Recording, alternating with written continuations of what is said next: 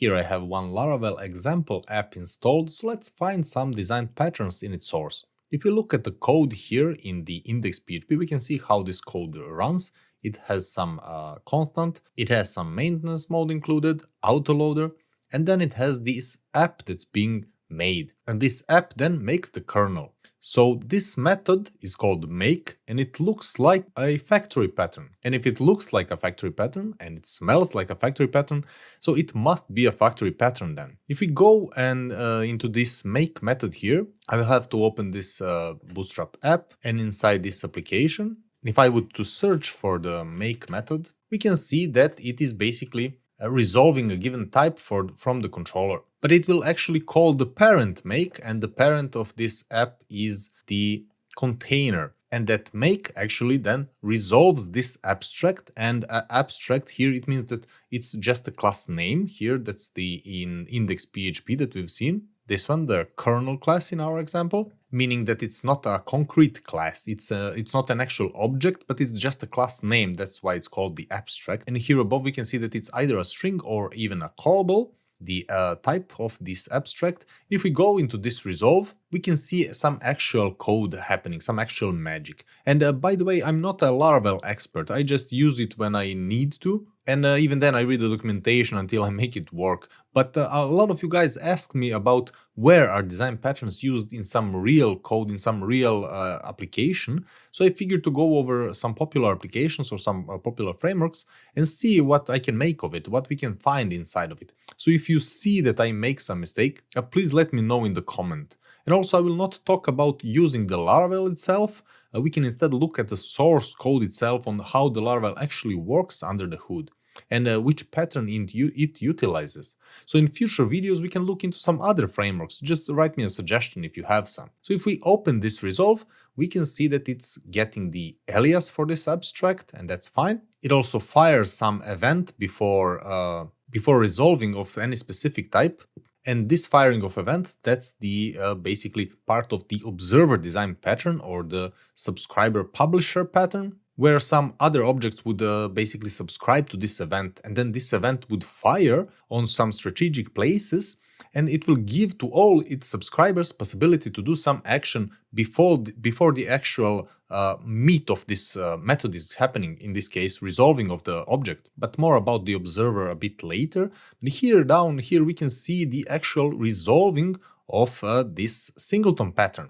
So it checks if there is an instance, like it says here in the source. If there is instance already existing, it will return it, because then it's a singleton. You will always get one single object, so it will not create a new one. And a lot of people think that when an object is called a singleton, it has to be a class with static functions and has to keep its own instance, but that's not always the case. A singleton means that there can only be one class or one object of its kind in a runtime of the application. In Java, that will be the lifetime of the application, but since PHP has one runtime per HTTP call, that's what we call a singleton in PHP. That's the closest we can get. And even though technically PHP cannot have a true singleton like Java, because again, PHP script basically ends once it's resolved, once it responds to the client. So for the next request, a new object is created, thus not exactly a singleton. And this getConcrete method here would give us a concrete reference from this abstract class name. So I'm also wondering if there is a strategy pattern here as well, because it will give you some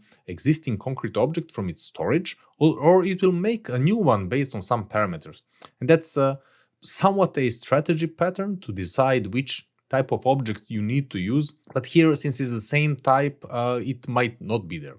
Or maybe it is a variation of it. But this is buildable here, is actually checking if it needs to create nested dependencies. And that is also one thing that factory pattern does. It basically makes creating complex objects easier.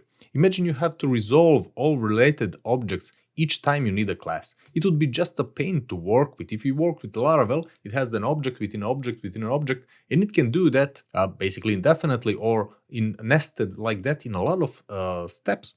And that would be very difficult to build on your own. That's why we have the factory here that will build that for us. And it will also do a lot of things along the way, but at the end it will basically return this object for us. It will also raise some events, but once this object is returned, we can get it back here inside of our index.php. So the purpose of the factory pattern, or the problem it tries to solve, is both creating complex objects like in this example, but it can also work with solving the problem of making a decision between which object type to use. Here in Laravel, our factory is making us a concrete object out of the abstract representation of it, or a string, for example, but it could be used to decide which is the appropriate object type it should return back.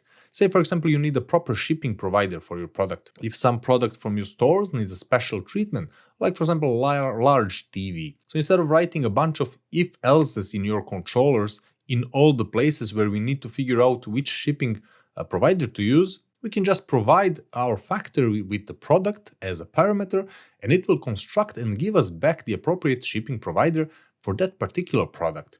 And that way we have the deciding logic of which object type to create. But the same goes for complex creation of objects, just like in our case here. And by the way, these slides are from my course. Check the link in the description. So for this first line, we already mentioned several design patterns. So let's continue with the next line.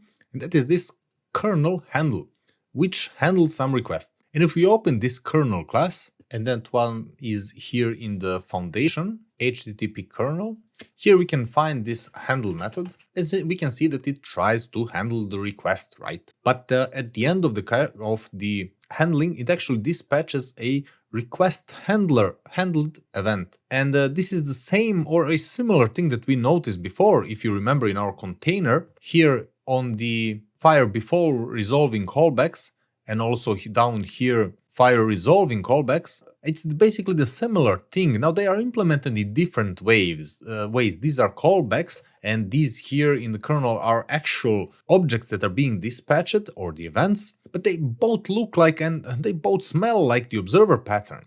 And the observer pattern has two parts, the subject and the observer. And subject in our case would be this very kernel, because that's something that's being observed by the observer. And even more closely, we can even say that, or it's more accurately probably, that this request handled is the subject, because that is what we would look at. That is something that we would subscribe to.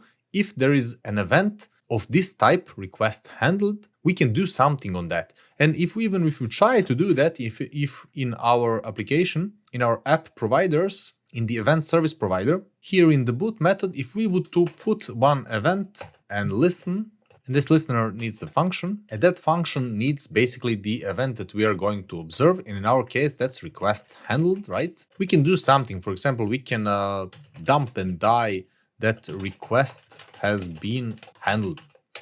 Now if I would to run our app, I will just run it from the console here. We can see that it will actually stop when this request has been handled, because, well, there is an event that happened of type request handled, right? And it will stop here where we tell it to do. Now this here gives us the opportunity to modify this request, to react to it, to do some modification, or to do something entirely else when we are handling some requests. Now the observer design pattern itself is used a lot in Laravel, and pretty much every other application or framework that's a bit larger, especially if it supports plugins, because it's a great way of extending the native functionality without the need to change the source code of the application itself. It's also known as publish subscribe, or it's a variant of it, and it's a behavioral pattern. It's mostly used for having objects react to some events, maybe to some changes, most likely some other objects, but without direct connection between those objects in code, meaning without creating any dependencies between those objects that are related. This is very powerful, and using this method or this pattern creates pretty much the most isolated code you can have, and thus makes your application very scalable and easy to expand. As in our example, we didn't need to touch something in the kernel, right? We still know when the request has been handled, and we are still able to do something once that happens in application lifecycle. And we can do a lot of things in this place, stop the application from working, or manipulate the request or the response itself, all that without changing the core code of the application itself. When we update our app later to the new version of Laravel, for example, this kernel file gets changed, our code would be overwritten if we had to change it. But this code here that we have written now, it will still listen to that event, and it will still work fine regardless of how the kernel works itself.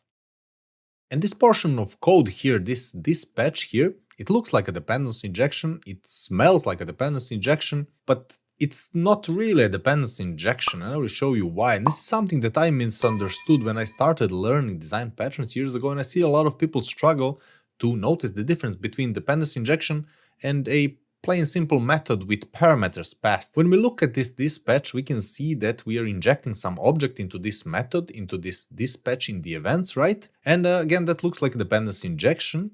And what it does, it gives some class to another class because the another class needs that to operate it. So this dispatch will dispatch the events, right? But it can in practice dispatch pretty much any event without knowing which event it works with. If you look at this dispatch method, and it's here in the events, in the illuminate events dispatcher, if we look for the dispatch, we can see that it will fire an event and call the listeners, right? But we also see that this event can either be an object, but it can also be a string. And this event dispatcher will then parse events and payloads, and it should broadcast some events. It will get all the listeners, and it will get the response back, the response of the action itself. And in this particular example, this event can be of any type, right? As we talked about, it can be a string, it can be an object. And that is because this dispatcher basically does not depend on this event. It just passes it to the listeners, and that's it. It doesn't use any of its values. It can be an empty string as far as this dispatcher is concerned, right? So it doesn't depend on it actually. If this dispatcher had, for example, some here code that says event and then call something, then we can say that this is a dependency injection because it would depend on this event being of some particular type maybe, or having this call something method on it. It would have to conform to some interface, to some agreement between these classes. But right now, without this, it basically does not care what this event is. So in this particular case, this dispatch is just a regular function, regular method. This dispatcher does not depend on input for this method. If we look at the constructor for this dispatcher, however, we see that it actually expects some container here. So it expects some particular object of some particular type, container contract in this case. However, one of the quirks is that it can also be a null here, which means that it will be created. A new container will be created if you don't provide it anything. So it does depend on this container, but at the same time you can provide null and it will create a container for itself. This would be a hard dependency because this dispatcher cannot be made without this container, right? But since there is this new container here immediately, it's sort of a cheating to the dependency injection, or it's not dependency injection at all. This kernel, however, that we looked at earlier, if we look at its constructor, we can see that we have to give it a concrete application. So it's not an abstract application class name or a string. It has to be an object that conforms to the application interface, and the same goes for router. And it needs this value to operate with. So it does some calls on this application. If we search throughout this code, we can see that this application needs to have some events. There is no check if defined on the events or something like that. The same here, this app instance, it knows that this instance method has to exist in this app. And that's all being determined here by this contract between this kernel and other objects. So this application has to be the type of application, and this router has to be the type of router. It has to conform to these types that are being given here. So this contract, foundation application, must exist and must be here. And this is the example of hard dependency injection. We know that this kernel needs to have this application properly configured and already created, and the same goes for router, in order for this kernel to work with, right? And that is basically the whole point of the dependency injection. And that's basically the whole point of dependency injection. It will make sure that each object gets its dependencies. And Laravel is generally quite loose when it comes to data it works with, unlike the Zen framework, for example, which I think is much more strictly defined. But this is a dependency injection, meaning that we need to provide all created and configured objects to some particular class. In our case, kernel needs application and the router because it cannot operate without them. However, our application could run from browser, for example, using HTTP routing. but it could also run from the console, and then it would need a different strategy or a different application altogether. And Laravel actually has a different kernel for this that's not inside the HTTP, and which kernel is being run, that depends sort of on a strategy. But the dependency injection keeps the kernel clean from dealing with creation of the actual application in the router. It will just work with the kernel things, and it will get those dependencies already configured. And speaking of things that seem to be something but are not, here in the dispatcher, while we were looking at the previous methods, I noticed this array wrap static method, which basically just wraps the value of the payload. And a lot of people see this syntax for the static method and then ask me why is the singleton used there. Now, this is a static method, which does not mean that this is a singleton. A singleton can have a static method, and a static method can be without singletons, right? Now, the default way of creating a singleton class or a singleton object in PHP is the static method, So people immediately assume that static functions are used as singletons. And if we try to make this error object, so if we open our web, we can actually open one route. Let's use the home route, right? And give it some function. And here we can just try to make one object using the R support method, right? The new. And if we try to make one more support R method, R object, we can actually see that everything will work fine. If I would just run now this index.php from the console again, we can see that everything is fine. There's no complaints. And if we actually try to compare this app on the using the compare by reference with 3 equals, we can basically dump and die saying that these are equal, or we can say that else if they are not equal, we should say not equal. If I were to run this index.php again, we can see that they are actually not equal because this comparison is by reference, meaning that these two objects are not the same. It means that this is not a singleton. That's the easiest way to check if it's a singleton. And the fact that we can even create an object by using the new means that it's not a singleton. It means that it's not protected from creating new objects. So this is just a static method. It's a helper that allows us to manipulate the array by wrapping it or by sorting it or by finding something, etc., etc. There's a lot of cool classes that will, cool methods that will help you with working with arrays. But as we've proven, it's never intended to be a singleton, and it's never actually used by an object. And we did mention a true singleton before here inside of our container, where we are checking whether the instance already exists, whether it's being managed as a singleton. So we can see that if it's a singleton, if it exists inside of this instances array, it will be returned. And the same here, if it is a type of that should be made as an instance, that's probably this needs contextual building, it will then be stored inside of this instance property the first time app runs, and then later you will always get the exact same instance, which means that it will not be created again. And that's also again the point of the factory pattern. It will know which type of object to return, whether to make a new one for you or to give you the existing one, and it will also resolve all those objects as we discussed before. And fun fact, if you don't know it, each new line for comments is 3 letters shorter than the previous one, and that's something that Laravel or Tyler actually do when they are writing the source code. But the whole point is that we can make a singleton without using these static methods. We can make it using the factory pattern, right? If we would to make a singleton without the factory, then we need to use the static methods to do some actions.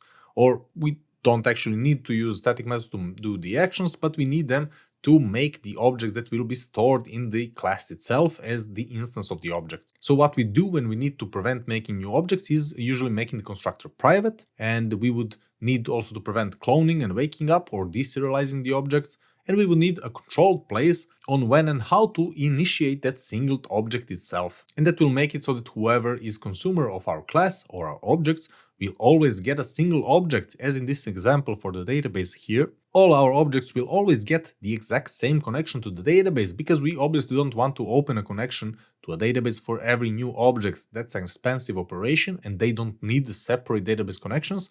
We want only one connection to exist for our runtime. And the only place I was able to find a traditional singleton Laravel is here inside this Illuminate. Where was it? In Foundation. and inside of this alias loader. And here we can see all the things that identify the singleton. First, we have this instance being stored inside the class itself. We see that the constructor is being made private, which means that we cannot initiate this alias loader one more time. We cannot even make a new object out of it. And we can also see that it has the get instance method. And here at the end, it has the clone overwritten as a private, meaning that you cannot clone it. So before we summarize what we've seen here, I encourage you to dig a bit on your own in the source of Laravel or pretty much any framework or application that you're using and just try to understand what's going on with your data. How is it passed between the objects? As that way you can find some cool solutions and tips on how your application is actually working. And also maybe consider checking out my practical PHP Design Patterns course where we go over the most popular design patterns and look at how to use them in real-life problems and real-life projects. So we now went over 3 lines of Laravel code in our index.php here, and we saw that it has like 4 or was it 6 design patterns. We've seen that the factory is used for making complex objects, as well as determining which object you should get. We've seen how the observer is used to publish and react to some events and keep your classes and even modules very separate so that they don't know about each other. We also looked at how dependency injection separates object from its dependencies and making sure that they have those dependencies, right? That's the name. And we also talked about how singleton has to be a single class or a single object instance. It doesn't have to have the static methods. It could be made using the factory to make your services, as long as you get one and only one object reference in the actual memory reference. That is a singleton. And we also seen how you can combine multiple design patterns like the factory to make the singleton, because a lot of people are confused as to where should you use one or the other. It's not only one or the other, they can work very well together. If you have any questions, please let me know. That's all for now. Bye.